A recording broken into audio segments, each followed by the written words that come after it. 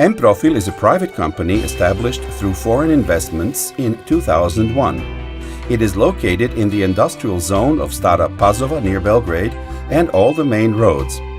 Its main activities consist of production of all types of trapezoidal profiled steel sheets, production of wire mesh, designing of prefabricated steel halls and industrial buildings, production of roof facades, sandwich panels in the parent company in Croatia, as well as installation of the above. The drive for trapezoidal sheets profiling has the capacity of 600 square meters per hour, while monthly capacity of the wire mesh is about 800 tons. M-PROFIL company is present with its construction activities on the territories of Serbia, Croatia, Bosnia, and Macedonia.